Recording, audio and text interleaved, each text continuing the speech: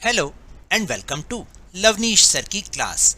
आज की ये राज्य शैक्षिक अनुसंधान एवं प्रशिक्षण परिषद की पठन अभियान के तहत गतिविधि पत्रक नंबर 48 जो कि कक्षा 6ठी से 8वीं के विद्यार्थियों के लिए है, यह ली गई है हिंदी विषय से। और प्यारे बच्चों, इसको आपने अपनी हिंदी की नोटबुक में करना है। और जानते हैं आज की ये जो वर्कशीट है किस पर आधारित है? ये आधारित है होली पर। देखा, होली का नाम सुनते ही सब बच्चों के चेहरे खिल गए हैं, क्योंकि होली है ही ऐसा त्योहार, रंगों का त्योहार, उमंगों का त्योहार और खुशियों का त्योहार। अगर किसी से गुस्सा है तो बस आज के दिन उसको गले लगाकर दोस्ती कर लीजिए।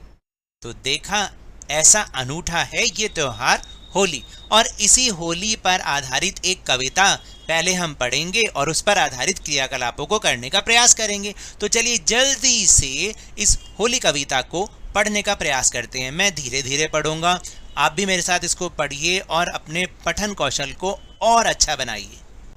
देखो, यहाँ पर जो चित्र दे रखा है ना, उसको तो देख के ही मन कर रहा है कि हम भी जल्दी से होली खेल रहे हैं। आपका भी मन कर रहा है ना कि होली खेलने का, या नहीं? बिल्कुल। चलिए जल्दी से अब कविता को देखते हैं। देखो देखो होली है आई, बच्चों के चेहरे पर खुशियां है छाई। मौसम ने ली है अंगड़ाई, शीत ऋतु की हो रही है विदाई। ग्रीष्म ऋतु की आहट है आई, सूरज की किरणों ने उष्णता है दिखलाई, यानी गर्मी। देखो देखो होली है आई, बच्चों ने होली की योजना खूब है बनाई। रंग बिरंगी पिचकारियां बाबा से है मंगवाई।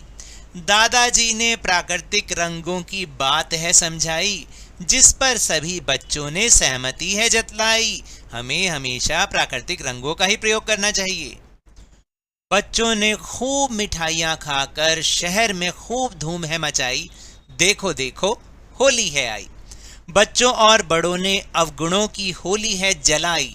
होली ने कर दी है अनबन की सफाई, जिसने दी है प्रेम की जड़ों को गहराई।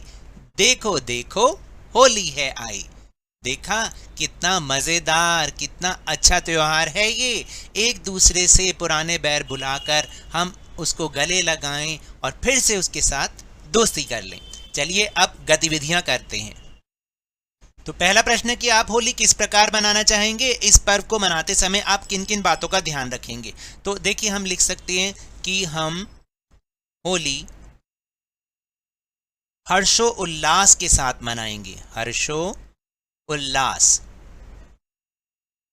के साथ मनाएंगे।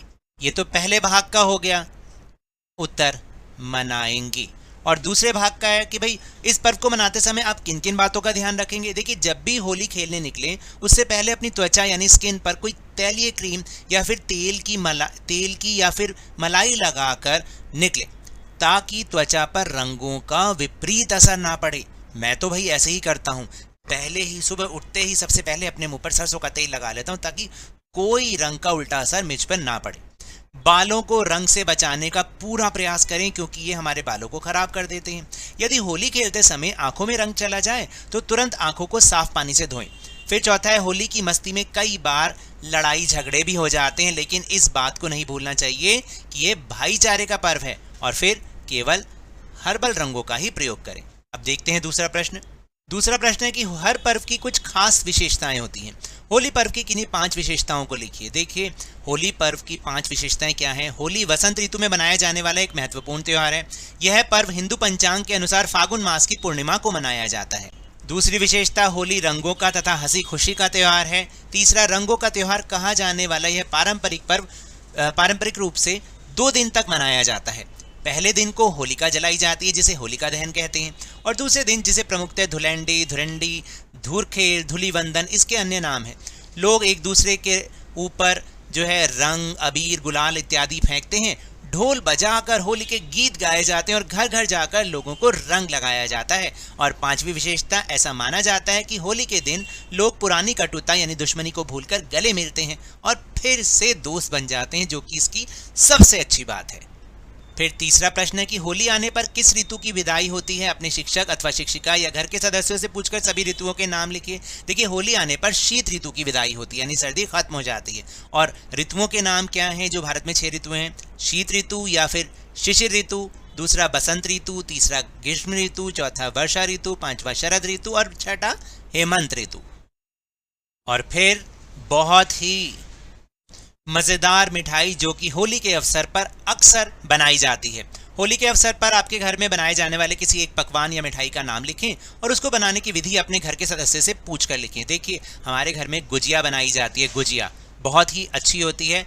उसकी सामग्री क्या है, लिख लेते हैं।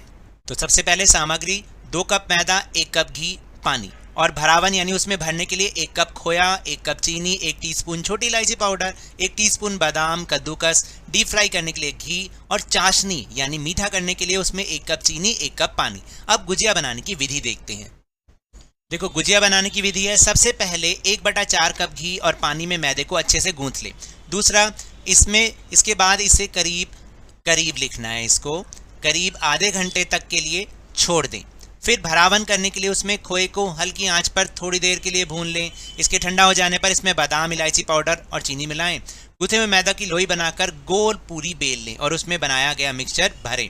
चौथा, किनारों पर हल्का पानी लगाकर उसे बंद करें। फैंसी कटर की मदद से उसके किनारों को शेप दें।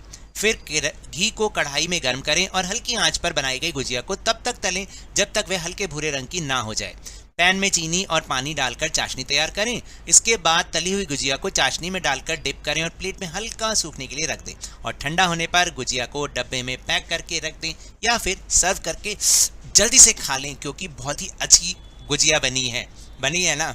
मेरे मुंह में तो पानी आ रहा है। तो चलिए, ये तो थी आज की वर्कशीट। अगर मेरे इस तरह समझाने से अब आपको समझ में आने लगा है तो इस चैनल और वीडियो को लाइक कीजिए, शेयर कीजिए और अगर आप नए हैं तो जल्दी से सब्सक्राइब कर लीजिए। और टेलीग्राम ऐप पर हमारा चैनल लवनीश सर की क्लास, उसको ज्वाइन करना ना भूलिएगा, जिसको ज्वाइन करने का लिंक आपको इसी वीडियो के डिस्क्रिप्शन बॉक्स में मिल जाएगा। लेकिन ये भी याद रखें, घर से बाहर निकलते समय मास्क अवश्य लगाएं और जब भी आपकी बारी है कोरोना का टीकाकरण जरूर लगवा लें, क्योंकि कोरोना को हराना है और जिंदगी को एक बार फिर से सुहाना बनाना है। इसी उम्मीद के साथ बहुत बहुत धन्यवाद।